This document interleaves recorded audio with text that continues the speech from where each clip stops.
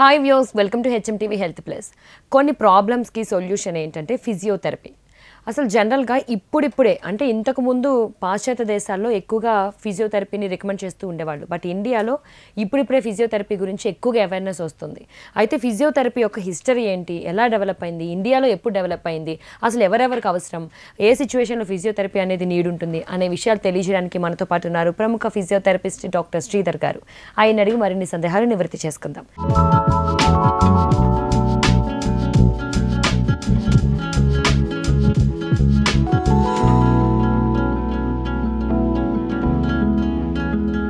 నమస్తే డాక్టర్ గారు. నమస్తే అండి. సో డాక్టర్ గారు, ఫిజియోథెరపీ డే ఎప్పుడు జరుపుకుంటారు, దీని ఆవశ్యకత ఏంటి? ఫిజికల్ థెరపీ డే అంటే సెప్టెంబర్ 8th సెలబ్రేట్ చేసుకుంటారండి. సో ఈ రోజున అందరూ ఫిజికల్ థెరపిస్ట్ అంటే ఫిజియోథెరపిస్టులు అందరూ వాళ్ళ యొక్క అవేర్నెస్ క్రియేట్ చేయడం, ఎట్లా క్రియేట్ చేస్తే బెటర్గా ఉంటుంది, చాలామంది ప్రజలకు తెలియకుండా ఇప్పటికి కూడా చాలామందికి అవేర్నెస్ లేకుండా ఉంది. కాబట్టి ఈ ఫిజికల్ థెరపీ అంటే ఫిజియోథెరపీ ద్వారా పెయిన్ని ఎటువంటి మార్గాల్లో తగ్గించవచ్చు, plus at the same time దాని యొక్క ఆవశ్యకత ఏంటి, దాని తాలూకా లాభాలు ఏంటి, ఇవన్నీ ఎక్స్ప్లెయిన్ చేస్తూ దాని యొక్క అవేర్నెస్ని క్రియేట్ చేయడానికి ఫిజికల్ థెరపీ డే అనేది మనం సెలబ్రేట్ చేసుకుంటాం. ఓకే. సో అంటే అలాగే ఈ ఫిజియోథెరపీ హిస్టరీ ఏంటి, అసలు ఎలా డెవలప్ అయింది? సో మనం హిస్టరీ తీసుకుంటే కనుక ఇది యాక్చువల్గా మనం రీసెంట్గా మనకి అవేర్నెస్ చాలా వరకు వచ్చింది. ఇప్పుడు మీరు పల్లెటూరులో తీసుకున్న అవేర్నెస్ చాలా క్రియేట్ అయింది. ఫిజియోథెరపీ అంటే ఓకే, ఒక మంచి ఒపీనియన్ కానీ, లేకపోతే ఈ ఫిజియోథెరపీకి వెళ్తే ఈ ప్రాబ్లమ్ సాల్వ్ అవుతుంది, లేకపోతే నడుము నొప్పి ఉన్న వాళ్ళు కానీ, స్ట్రోక్ వచ్చిన వాళ్ళకి కానీ ఈ మధ్యన చాలా వింటూ ఉన్నాం. కానీ మనకి ఈ పాశ్చాత్య దేశాల్లో మనకి స్టార్ట్ అయింది ఎప్పుడంటే 1813లోనే స్టార్ట్ అయిందండి. సో 1813 అంటే మనకి స్టార్ట్ చేసింది యాక్చువల్గా ఫాదర్ ఆఫ్ ఫిజియోథెరపీ అంటారు ఆయన్ని. యాక్చువల్గా ఆయన పేరు వచ్చి పెర్ హెన్రిక్ లింగ్ ఆయన పేరు. ఆయన యాక్చువల్గా 1813లోనే ఆయన ఒక స్వీడిష్ జిమ్నాస్టిక్స్ అనమాట. ఆయన అంటే ఒక సెట్ ఆఫ్ ఎక్సర్సైజ్ ఆ జిమ్నాస్టిక్స్ పీపుల్కి దాన్ని సెపరేట్గా కనుక్కొని తద్వారా వాళ్ళ యొక్క అవుట్పుట్ని పెంచడానికి వాడేవారు అనమాట. అందుకని ఆయన father of physiotherapy plus father of gymnastics in Swedish అని కూడా ఆయన అంటారు. సో దానికి ఆయన ఒక సెపరేట్ మూమెంట్ క్రియేట్ చేశారు, అంటే స్వీడిష్ మూమెంట్ అంటారు. అంటే సెపరేట్ ఎక్సర్సైజ్ దాని ప్యాటర్న్ అని డెవలప్ చేస్తూ వాళ్ళ అవుట్పుట్ అంటే అందరికీ ఒక జిమ్నాస్టిక్స్లో మెడల్స్ వచ్చేటట్టు క్రియేట్ చేయడం మూలాన ఆయన సెపరేట్ సెంటర్ కూడా స్టార్ట్ చేసి మనకి royal institute of central of gymnastics అనే దానికి ఫౌండర్ అండ్ చైర్మన్ అయిన. సో ఈ విధంగా మనకి హిస్టరీ తీసుకుంటే కనుక ఈ ఫిజియోథెరపీ అనేది 1813లోనే స్టార్ట్ అయింది. అట్ ద సేమ్ టైం తర్వాత ప్రాచుర్యంలోకి రావడానికి మనకి మెక్మిలన్ అని ఆవిడ్ని మనకి మదర్ ఆఫ్ ఫిజియోథెరపీ అంటారు. ఆవిడ ఏంటంటే మనకి ఇంతకుముందు మనకి తెలిసేటట్టుగా ఫ్లోరెన్స్ నైటింగేల్ అంటే అందరికీ తెలుసు. తను ఒక నర్సు. మనకి వార్ జరిగినప్పుడు చాలామందికి వూండ్స్ని బాగా క్లియర్ చేయడం, తర్వాత ఇన్ఫెక్షన్స్ రాకుండా చాలా వరకు తన యొక్క సర్వీసెస్ని అందరికీ వార్లో ఉన్న ప్రతి ఒక్క సైనికులకి వాళ్ళకి ఇవ్వడానికి జరిగింది. At the same time Macmillan ఆవిడ కూడా సేమ్ అదే తరహాలో ఒక నర్సు. ఆవిడ కూడా సెపరేట్గా కైండ్ ఆఫ్ ఎక్సర్సైజ్ స్టార్ట్ చేసి దానికి సెపరేట్ మసాజ్ చేసేసి ప్లస్ మనకి పోలియో అప్పుడు రావడం కూడా జరిగింది. ఈ పోలియో పేషెంట్స్ ఎవరైతే ఉన్నారో వాటిని ట్రీట్ చేయడం, చాలా సర్వీసెస్ని చాలా వరకు అవేర్నెస్ క్రియేట్ చేయడం, ప్లస్ ఆవిడ యొక్క ఎక్సర్సైజ్ తరహా ద్వారా మనకి ఇంప్రూవ్మెంట్ రావడం అనేది జరిగింది. సో అందుకే ఆవిడనే మదర్ ఆఫ్ ఫిజియోథెరపీ అని అంటారు, మెక్మిలన్. ఓకే. సో అంటే అసలు ఇండియాలో ఎప్పుడు అవేర్నెస్ వచ్చింది, అసలు ఎప్పుడు డెవలప్ స్టార్ట్ అయింది? సో ఇండియాలో అంటే మనకి రీసెంట్గా అయితే అవేర్నెస్ ఉందండి. అంటే ఎక్కడికి వెళ్ళినా కూడా ఒక ఫిజియోథెరపీ అంటే ఒక రికగ్నిషన్ కానీ ఓకే అదొక బ్రాంచ్ ఉందని తెలుస్తుంది. బట్ మనకి యాక్చువల్గా అయితే 65 years అయిందండి మనకి యాక్చువల్గా మన ఇండియాకి వచ్చి. సో దాదాపుగా 1952 ఆ ఇయర్స్ నుంచే మనకి ఫిజియోథెరపీ యొక్క ఇంపార్టెన్స్ ఆవశ్యకత ఉంది. బట్ మనకి తెలియడం మాత్రం రీసెంట్గా చాలా ప్రాచుర్యంలోకి వస్తుంది ఇండియాలో మాత్రం. అంటే ఎందుకు రీజన్ ఏంటంటే ఇప్పుడు రీసెంట్గా రావడం, ఇంతకు ముందు నుంచి అంటే మనకి ఇప్పుడు ఈ ప్రాచుర్యం అంటే ఇప్పుడు మనకి మీడియా తీసుకోండి. ఇప్పుడు మనం ఒక చిన్నది చెప్పినా కూడా మనకి మీడియా ద్వారా చాలా వరకు ప్రజలకు రీచ్ అవుతుంది. అట్ ద సేమ్ టైం మనకి పెరిగే టెక్నాలజీ కానీ, పెరిగే సర్జరీస్ కానీ, ఫర్ ఎగ్జాంపుల్ సింపుల్ ఎగ్జాంపుల్ చెప్తాను. ఇప్పుడు అందరికీ టోటల్ నీ రీప్లేస్మెంట్ అని సర్జరీ తెలుసు, అంటే మోకాలు మార్పిడి. సో ఈ మోకాలు మార్పిడి తర్వాత సర్జరీ ఒక్కటే కాకుండా కంపల్సరీగా ఫిజియోథెరపీ చేయించుకోవాలి. సో దీనిలో 2 థింగ్స్ ఏంటి అంటే టోటల్లీ రీప్లేస్మెంట్ మోకాలు మార్పిడి చేసుకున్నప్పుడు యూజువల్గా సర్జరీ ఒకటే కాకుండా అది సక్సెస్ అవ్వాలి అంటే డెఫినెట్గా సర్జరీ అంతే important, at the same time physiotherapy కూడా అంతే ఇంపార్టెంట్. సో ఈ టెక్నికాలిటీ పెరగటం అంటే ఇంతకుముందు మోకాలు మార్పిడి లేదు, అట్లాంటి టెక్నాలజీ కానీ లేకపోతే అట్లాంటి డాక్టర్స్ కానీ లేరు. ఇప్పుడు చాలా ప్రాచుర్యంలోకి వచ్చింది. ఎక్కడ చూసినా మనకి ఈ నీ రీప్లేస్మెంట్స్ అన్న మాట చాలా వరకు వినిపిస్తుంది. సో ఆటోమేటిక్గా ఏమవుతుంది, టెక్నాలజీ పెరిగింది, డాక్టర్స్ కూడా పెరిగారు. అట్ ద సేమ్ టైం దీనికి తగ్గట్టుగా నెక్స్ట్ ఏం చేస్తే ఇంప్రూవ్మెంట్ ఉంటుంది అన్నది అందరికీ తెలుస్తుంది. కాబట్టి దీనిలో మనకి ఫిజియోథెరపీ అనేది చాలా ఇంపార్టెంట్. కాబట్టి టోటల్లీ రీప్లేస్మెంట్ చేసిన తర్వాత ఫిజియోథెరపీ తాలూకా ఇంపార్టెన్స్ కూడా ఉంది. కాబట్టి ఆ విధంగా జనాలకి సగం వెళ్తుంది. సో టెక్నాలజీ అనేది చాలా చాలా important. At the same time ప్రతి ఒక్కరు డిఫరెంట్గా ఆలోచిస్తున్నారు. అంటే ఇప్పుడు చాలామంది ఏం చేస్తారు, నేను మెడికేషన్ వేసుకుంటే నేను పెయిన్ కిల్లర్స్ ఎస్పెషల్లీ వేసుకుంటే ఏమైనా సైడ్ ఎఫెక్ట్స్ ఉంటాయేమో, కిడ్నీ మీద మనకి ప్రెషర్ అంటే ఏమైనా లోపాలు వస్తాయేమో, లేకపోతే లివర్ మీద ఏమైనా లోపాలు వస్తాయేమో, మనకి ఎసిడిటీ ఏమైనా అంటే ప్రాబ్లమ్స్ వస్తాయేమో చాలామందికి కన్సర్న్ పెరిగింది.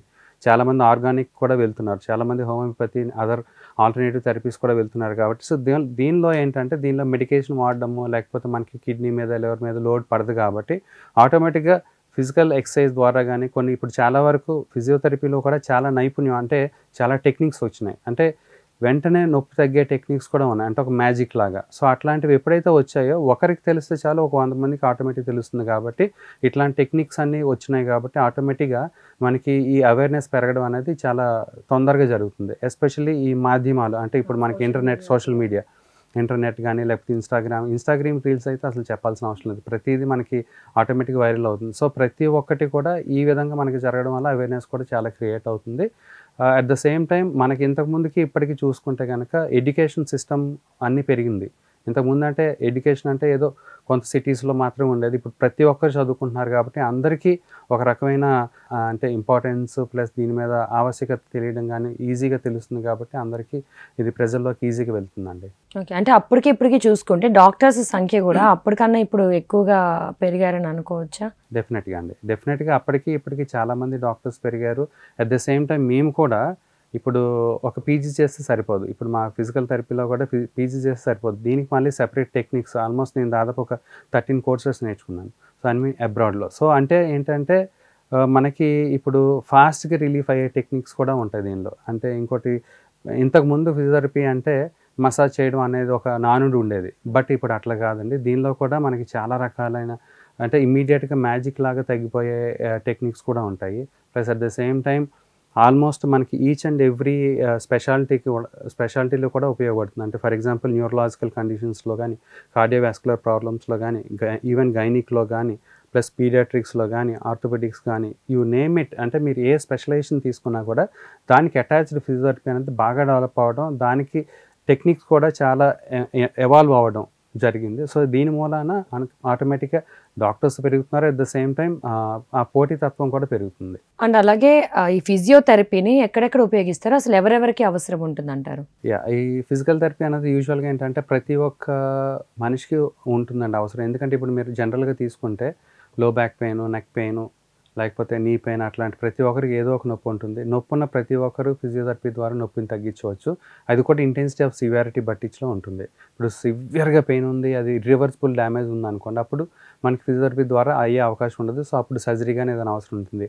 Otherwise acute pain, mild to moderate, just above chronic అంటే మనకి మరీ సివియర్ కండిషన్స్ కానప్పుడు కూడా మన ఫిజియోథెరపీ ద్వారా చాలా కేసెస్ రివర్సిబుల్ చేసే అవకాశం ఉంటుంది.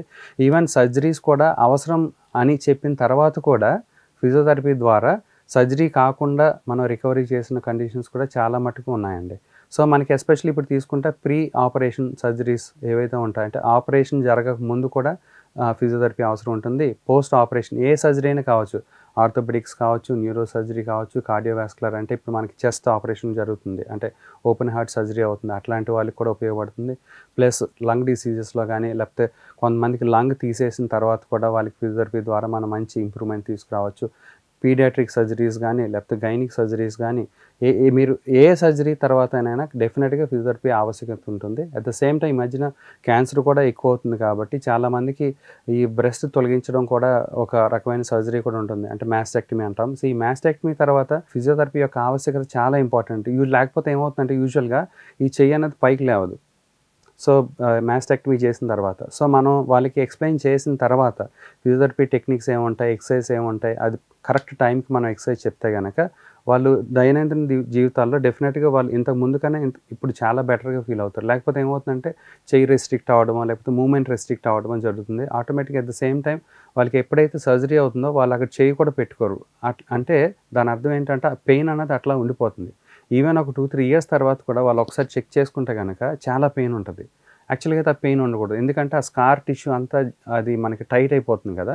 సో, స్కార్ మొబిలైజేషన్ కూడా ఇంపార్టెంట్. సో, ఇది కూడా మనకి ఫిజియోథెరపీలో వస్తుంది. ఈ ఎక్సర్సైజ్ చేస్తే ఆ టిష్యూ ఎట్లాగా ఫ్లెక్సిబిలిటీ వస్తుంది ఇవన్నీ మేము చెప్తాం. సో, ఇప్పుడున్న క్యాన్సర్ పేషెంట్స్‌లో కూడా ఫిజియోథెరపీ యొక్క ఆవశ్యకత చాలా వరకు ఉంటుంది. At the same time sports injuries అని ఉంటాయి. అంటే మనం ఒక స్పోర్ట్‌కెళ్ళేటప్పుడు అవి ఎస్పెషల్లీ కాంటాక్ట్ ఇంజ్యూరీస్ అని ఉంటాయి. ఈ కాంటాక్ట్ ఇంజ్యూరీస్‌లో మనకి చాలామందికి ఏసీఎల్ ఇంజ్యూరీస్ రావచ్చు, లేకపోతే షోల్డర్ ఇంజ్యూరీస్ రావచ్చు, ఎల్బో ఇంజ్యూరీస్ రావచ్చు, యాంకిల్ స్ప్రెయిన్స్ రావచ్చు, రికరెంట్ యాంకిల్ స్ప్రెయిన్స్ రావచ్చు. వీటన్నిటికీ కూడా మనకి ఫిజియోథెరపీ యొక్క ఆవశ్యకత చాలా చాలా ఉంది. అట్ ద సేమ్ టైమ్ ఇప్పుడు ఫిట్‌నెస్ తీసుకోండి. ఇప్పుడు ఫిట్‌నెస్ అంటే ఇప్పుడు మనకి చాలామందికి మనం డైరెక్ట్‌గా జిమ్‌కెళ్ళి ఏదో ఎక్సర్సైజ్ చేసేస్తే మనకి మజిల్ బల్క్ రావడం గానీ, లేకపోతే ఫ్లెక్సిబిలిటీ వచ్చేస్తది అనుకోవడం చాలా తప్పండి. సో, మనకి ఏ ఎక్సర్సైజ్ చేస్తే మనకి ఈ బల్క్ పెరుగుతుంది, మన బాడీకి ఏ విధంగా సూట్ అవుతుంది, ఈ ఎక్సర్సైజ్ చేస్తే సూట్ అవుతుందా లేదా, లేకపోతే ఇట్లాంటి ఫ్లెక్సిబిలిటీ ఎక్సర్సైజ్ ఎంతవరకు చేయాలి, మన యొక్క లిమిటేషన్స్ ఏంటి, ఇవన్నీ చెక్ చేసుకుంటూ మనం వెళ్తే గనక ఆటోమేటిక్ ఇంజ్యూరీస్ రావు. ఒకవేళ అటువంటి సమయంలో అంటే ఫిట్‌నెస్ చేస్తూ ఏవైనా మనకి మజిల్ క్యాచ్ అంటాం. అంటే మజిల్ పట్టేసిందంటాం. సో, ఈ మజిల్ పట్టేసినప్పుడు గానీ, మజిల్ క్యాచెస్ వచ్చినప్పుడు గానీ, ఓవర్ యూజ్ ఇంజ్యూరీస్ అయినప్పుడు అంటే రిపిటిటివ్ స్ట్రెస్ ఇంజ్యూరీస్ అంటాం. ఈ రిపిటిటివ్ స్ట్రెస్ ఇంజ్యూరీస్ జరిగినప్పుడు గానీ, ఫిజియోథెరపీ ద్వారా మనకి చాలా చాలా వరకు రిలీఫ్ ఉంటుంది. At the same time we can prevent injuries. At the same time మనకి పీడియాట్రిక్స్‌లో తీసుకుంటే గనక సెరెబ్రల్ పాల్సీ కిడ్స్ ఉంటారు, స్పెషల్ చిల్డ్రన్ ఉంటారు. వాళ్ళకి నడవడానికి కొన్నిసార్లు చాలా వరకు ఇబ్బంది ఉంటుంది. సో, పోస్ట్ సర్జరీ తర్వాత గానీ, ప్రీ సర్జరీ తర్వాత గానీ, మనం చాలా వరకు వాళ్ళకి ఎక్సర్సైజ్ ద్వారా ఆ ఫ్లెక్సిబిలిటీని ఇంప్రూవ్ చేసుకుంటూ, వాళ్ళ కోఆర్డినేషన్ పెంచుకుంటూ, సెన్సరీ కోఆర్డినేషన్ పెంచుకుంటూ వాళ్ళని ఒక మార్గంలో పెట్టవచ్చు. So, at the same time మనకి ఇప్పుడు గైనిక్‌లో కూడా ఫిజియోథెరపీ యొక్క ఆవశ్యకత చాలా చాలా వరకు ఇప్పుడు చాలా అయితే అవేర్‌నెస్ వచ్చేసింది. ఎస్పెషల్లీ మీరు తీసుకుంటే ప్రీనాటల్ క్లాసెస్ అంటారు, పోస్ట్ నాటల్ క్లాసెస్ అంటారు. మనకి ప్రెగ్నెన్సీ అంటే డ్యూరింగ్ ప్రెగ్నెన్సీ టైంలో ఎటువంటి ఎక్సర్సైజ్ చేస్తే మనకి నార్మల్ డెలివరీ అవుతుందన్నది ఇప్పుడు చాలా వరకు వైరల్ టాపిక్‌గా మారుతుంది. At the same time post delivery ఇంతకు ముందులాగా మనకి ఇప్పుడు మన పెద్దవాళ్ళు ఉండేవాళ్ళు ఇలా చేయండి, అలా చేయండి అని చెప్పేటోళ్ళు. ఇప్పుడున్న మనకి చాలా తక్కువ చిన్న ఫ్యామిలీస్‌లో మనకేమవుతుంది అంటే మనకి పెద్దవాళ్ళు ఉండే సంఖ్య తగ్గిపోయింది కాబట్టి ఆటోమేటిక్‌గా మనం వేరే ప్రొఫెషనల్స్ మీద ఆధారపడి ఉంటాం. అట్ ద సేమ్ టైమ్ ఆ ప్రొఫెషన్స్‌లో మనకి పోస్ట్ ప్రెగ్నెన్సీలో మనకి ఈ పొట్ట ఫ్లాట్ అవ్వడం గానీ, లేకపోతే కొంతమందికి ముడతలు ఎక్కువ రావడం గానీ, లేకపోతే యాబ్స్ వీక్‌నెస్ అంటే మనకి పొట్ట కండరాలు గానీ, లేకపోతే పెల్విక్ ఫ్లోర్ మజిల్స్ వీక్ అవ్వడం గానీ ఫ్రీక్వెంట్‌గా జరుగుతుంటాయి. వీటన్నిటిని ప్రివెంట్ చేస్తూ మన నెక్స్ట్ లైఫ్‌లో అటువంటి మనకి ఇంజ్యూరీస్ గానీ, లేకపోతే లోపాలు కలగకుండా ఉండడానికి ఈ post gynaec or post pregnancy ద్వారా ఏవైతే ఎక్సర్సైజ్ ఉంటాయో అవన్నీ మనకు ప్రివెంట్ చేసుకోవచ్చు. అట్ ద సేమ్ టైమ్ చాలామందికి హార్మోనల్ ప్రాబ్లమ్స్ కూడా ఉంటుంది. ఇప్పుడు మనం వైరల్‌గా తీసుకుంటే గనక పీసీఓఎస్ అంటాం. అంటే పాలిసిస్టిక్ ఓవరియన్ సిస్ట్ అంటాం. సో, దానిలో కూడా హార్మోనల్ ప్రాబ్లమ్స్ మూలాన ఆటోమేటిక్‌గా చాలామందికి పెయిన్స్ ఉంటాయి. ఒక్కొక్క పెయిన్ అనేది ఎక్కడ ఉంటుందో తెలీదు. కొంతమంది ఏం చెప్తారు నెక్ పెయిన్ అంటారు, బ్యాక్ పెయిన్ అంటారు, నీ పెయిన్ అంటారు. అది చాలా డిఫరెంట్‌గా మారుతూ ఉంటది. అట్ ద సేమ్ టైమ్ కొంతమందికి మెన్స్ట్రువల్ సైకిల్స్ ముందు గానీ, తర్వాత గానీ డెఫినిట్‌గా చాలా వరకు పెయిన్ ఉంటుంది. ఎస్పెషల్లీ వీళ్ళకి లోయర్ బ్యాక్ పెయిన్ రావడం గానీ, కాళ్ళు లాగుతూ ఉండడం, కాళ్ళు గుంజుతూ ఉండడం గానీ జరుగుతూ ఉంటది. వీటన్నిటిని ట్రీట్మెంట్‌కి మనం ఫిజియోథెరపీ ద్వారా మనం ట్రీట్ చేయవచ్చు. సో, అండ్ అలాగే అప్పుడు మీరు చెప్పారు అంటే జిమ్‌కి వెళ్ళే వాళ్ళకి కూడా ఈ మధ్యన చూస్తూ ఉన్నాం. యాక్చువల్లీ వాళ్ళు ఫిట్‌గా ఉండడానికి వెళ్తుంటారు. కానీ కొంతమంది నెక్ పెయిన్ వస్తుందంటారు, లేకపోతే హ్యాండ్ వస్తుంది కంటిన్యూస్‌గా, లేకపోతే లెగ్ వస్తుంది. ఏదో ఒక పెయిన్ చెప్తూనే ఉంటారు జిమ్‌కి వెళ్ళే వాళ్ళు కూడా. అంటే ఎందుకంటారు ఇలా పెయిన్స్ రావడం కూడా? సో, చాలా మంచి క్వెషన్ అడిగారండి. మాకు కూడా చాలామంది అడుగుతూ ఉంటారు. నేను రోజు జిమ్ చేస్తున్నా కూడా నాకు ఈ బ్యాక్ పెయిన్ తగ్గట్లేదు, నెక్ పెయిన్ తగ్గట్లేదు అంటారు. సో, మేము మొత్తం ఒకసారి చెక్ చేస్తామండి. యూజువల్‌గా ఎవరైనా పెయిన్ అని వస్తే గనక వాళ్ళ తాలూకా ఫ్లెక్సిబిలిటీ ఎలా ఉంది, లేకపోతే ఏ మజిల్ వీక్ ఉంది, ఏ మజిల్ టైట్ ఉంది. సో, అది చెక్ చేసిన తర్వాత వాళ్ళు చేసే పోస్చర్ ఎట్లా ఉంది. అంటే ఇప్పుడు ఫర్ ఎగ్జాంపుల్ ఇప్పుడు మనం ఒక ఎక్సర్సైజ్ చేస్తూ ఉంటే కరెక్ట్‌గా చేస్తున్నారా లేదా అని ఒక వీడియో చూస్తాం. అంటే వాళ్ళు చేసే ఎక్సర్సైజ్ లేకపోతే వీడియో తీయమని చెప్తాం. ర్యాండమ్‌గా వీడియో తీయమని చెప్తాం. సో దట్ ర్యాండమ్‌గా తీసేటప్పుడు వాళ్ళు చేసే పోస్చర్ అనేది మనం ఎగ్జాక్ట్‌లీ గమనిస్తే కానీ డెఫినెట్‌గా పోస్చర్ రాంగ్ ఉండడమో ఏదో ఒకటి జరుగుతుంది. అట్ ద సేమ్ టైం ఇప్పుడు చాలామందికి ఏంటంటే ఇప్పుడు నేను సన్నగా ఉన్నాననుకోండి, నేను హృతిక్ రోషన్‌లా అవ్వాలని అనుకుంటాను. సో ఆ సన్నగా ఉన్న ఆ బిఎంఐ గానీ లేకపోతే ఆ ఫిజికల్ అపియరెన్స్ ఉన్నవాళ్ళు అసలు హృతిక్ రోషన్‌లా అవ్వటానికి అట్లాంటి పాసిబిలిటీ ఉంటుందా లేదా ఫస్ట్ మనం తెలుసుకోవాలి. ఇప్పుడు నేను బాగా ఒబీస్ ఉండి సడన్‌గా లీన్ అవ్వాలంటే చాలా కష్టం. It takes time. ఆ టైం అన్నది మనకి అందరికీ చాలా ఈ మధ్యలో షార్ట్ కట్ రెమెడీస్ అలవాటు అవ్వటం వలన చాలా ఇబ్బందులు పడుతుంటారు. సో ఇప్పుడు చెప్పినట్టు చాలా కష్టపడాలి. ఎక్సర్సైజ్ ద్వారా, డైట్ ద్వారా దానికి చాలా డెడికేషన్ కావాలి. ఇప్పుడు మనకి ఆల్రెడీ ఏదో ఒక పని ఉంటుందండి. ఇప్పుడు డే టు డే లైఫ్‌లో నేనేదో వర్కౌట్ నా ప్రొఫెషనల్ నేనేదో వర్క్ చేసుకుంటాను. అట్ ద సేమ్ టైమ్ నేను ఏదో జిమ్ చేసుకుంటా. ఈ 1 hour or half an hour జిమ్‌లో మనకి అట్లాంటి హృతిక్ రోషన్ లాగా బాడీ రావడం కష్టం. అట్ ద సేమ్ టైమ్ మనం డైట్ మేనేజ్ చేయడం కూడా చాలా ఇబ్బంది. సో దానికి సెపరేట్ డెడికేషన్ అవసరం. సో మనం ఏం చేస్తాం, మనం ఉన్న టైంలో ఏ సాటర్డే సండేనో బీభత్సంగా ఎక్సర్సైజ్ చేస్తాం. సో బీభత్సంగా ఎక్సర్సైజ్ చేసినప్పుడు ఏమవుతుంది, ఎక్కువ ఇంజురీస్, ఎక్కువ లోడ్ తీసుకుంటాం, ఎక్కువ ఇంజురీస్ అయ్యే అవకాశం ఉంటుంది. At the same time repetitive stress injury అంటాం. సో ఇట్లాంటివి జరుగుతూ ఉంటాయి. Plus at the same time మన యొక్క బాడీ కెపాసిటీ ఏంటో ఫస్ట్ మనం తెలుసుకోవాలి. మన యొక్క బాడీ కెపాసిటీ మనం తెలుసుకున్న తర్వాత ఏమవుతుందంటే, ఓకే ఈ స్టేజ్ నుంచి ఆ స్టేజ్ వరకు వెళ్తాను. ఫర్ ఎగ్జాంపుల్ ఒక ఎక్సర్సైజ్ చేస్తున్నప్పుడు దాని ఇంటెన్సిటీ ఎంత, దాని డ్యూరేషన్ ఎంత, ఎన్ని రెపిటేషన్స్ చేసుకోవాలి అనేది బెస్ట్. మీరు బిగినర్ అయితే మీకు మీరే బెస్ట్ చేయండి. ఇప్పుడు ఎవరో ఒకరు ఇప్పుడు పర్సనల్ ట్రైనర్ కానీ లేకపోతే మేము చెప్పినా కూడా మీ బాడీని మీరు వింటే బెటర్. అంటే ఫర్ ఎగ్జాంపుల్ మీ బాడీ అనేది ఒక లెవెల్ వరకు పుష్ చేస్తుంది, దాని తర్వాత బియాండ్ ద లిమిట్స్ పుష్ చేయాలంటే చాలా ఇబ్బంది పడతారు కదా. సో ఇప్పుడు మీకు ఫర్ ఎగ్జాంపుల్ మీరు బిగినర్ అనుకోండి, ఇప్పుడు నాకు ఒక 10 రెపిటేషన్స్ ఇస్తే కనుక మీకు ఎక్సర్సైజ్ చేస్తుంటే ఒక 10 రెపిటేషన్స్లో 8లోనే మీకు పెయిన్ వచ్చేసింది అనుకోండి, ఎనీ పెయిన్. అప్పుడు మనం ఏమనుకుంటాం, ఇది నార్మల్ పెయినేలే అని అనుకుంటాం. బట్ అది నార్మల్ పెయిన్ కాదు. బట్ నార్మల్ పెయిన్ ఎట్లా ఉంటుందంటే ఎక్సర్సైజ్ చేసిన తర్వాత వస్తుంది. దాన్ని delayed onset of muscle soreness అంటాం. అంటే అది మనకి ఎక్సర్సైజ్ చేసిన తర్వాత ఒక 4-5 అవర్స్కో ఎంతకో స్టార్ట్ అవుతుంది, అది ఒక 72 అవర్స్ వరకు ఉండే అవకాశం ఉంటుంది. ఇది మనకి సోర్నెస్ అంటాం, delayed onset of muscle soreness అంటాం. బట్ డ్యూరింగ్ ఎక్సర్సైజ్ అంటే ఎక్సర్సైజ్ చేస్తున్నప్పుడు ఉన్న నొప్పి మాత్రం అది ప్రాపర్ కాదండి, అది కరెక్ట్ కాదు. సో మనం డెఫినెట్గా దాని మీద వర్కౌట్ చేసుకోవాలి. ఫర్ ఎగ్జాంపుల్ నేను షోల్డర్ ఎక్సర్సైజ్ చేస్తాను అనుకోండి, ఎక్సర్సైజ్ చేస్తున్నప్పుడే పెయిన్ వస్తే కనుక మనం దాని మీద ఫోకస్ పెట్టి ఈ ఎక్సర్సైజ్ చేస్తున్నప్పుడు పెయిన్ వచ్చింది, సో దీనివల్ల మనకేమైనా నష్టం ఉందా, లేకపోతే ఇది క్రానిక్ ఇంజురీనా, లేకపోతే సబ్ అక్యూట్ ఇంజురీయా, లేకపోతే చిన్న ప్రాబ్లమా, ఇది మనం ఒక ప్రొఫెషనల్ కలిసి మనం తెలుసుకుంటే బెటర్ అండి. అదే నార్మల్గా చేస్తున్నప్పుడు పెయిన్ లేదు బట్ దాని తర్వాత పెయిన్ వచ్చిందనుకో దట్ ఈస్ ఫైన్, అది మీకు 72 అవర్స్లో బెటర్ అయిపోతుంది మ్యాక్సిమం నేను చెప్తుంది. సో ఈ విధంగా మనం మన యొక్క బాడీ తత్వం బట్టి ఎక్సర్సైజ్ చేసుకోవాలి. కొంతమంది ఎండ్యూరెన్స్ అంటారు, ఇప్పుడు సడన్గా ఒబిసిటీ పీపుల్ తీసుకున్నారనుకోండి, సడన్గా మనం ఎండ్యూరెన్స్ స్టార్ట్ చేయడం కష్టం. సో మీరు ఏం చేస్తారంటే ఒక 1/2 కిలోమీటర్ నడవండి, తర్వాత 1 కిలోమీటర్ నడవండి, గ్రాడ్యువల్గా వెళ్తూ స్లోగా వాకింగ్ చేస్తూ ఫాస్ట్ వాకింగ్, దాని తర్వాత స్లో జాగింగ్, ఫాస్ట్ జాగింగ్ అట్లా చేసుకుంటూ వెళ్తే చూసుకుంటుంటే సరిపోతుంది. అట్ ద సేమ్ టైం చాలామంది మనకి కార్డియక్ ఎండ్యూరెన్స్ అంటే మన హార్ట్ రేట్ కానీ లేకపోతే ఇవన్నీ మనకి ఒక లిమిటేషన్ పెట్టుకోం ఏదైనా ఎక్సర్సైజ్ చేసేటప్పుడు. యూజువల్గా ఎక్సర్సైజ్ చేసినప్పుడు మనకి ఇప్పుడు ఫర్ ఎగ్జాంపుల్ చిన్న సింపుల్ అండి, ఇంట్లో మనం వాడే టెక్నిక్, మనం బియ్యం వండేటప్పుడు ఏం చేస్తాం, 1 గ్లాస్కి 2 గ్లాసులు వాటర్ అని చెప్తాం. అదేంటి, అది ఒక కొలమానం. బట్ ఎక్సర్సైజ్ చేసినప్పుడు మన హార్ట్కి కొలమానం ఎవరు చెక్ చేయట్లేదు, దానికి ఎవరు చెక్ చేస్తారు. అందుకని ఇప్పుడు చాలామంది చూస్తే కనుక సడన్గా కొలాప్స్ అవ్వడం, సడన్ డెత్స్ అనేవి జరుగుతూ ఉంటాయి.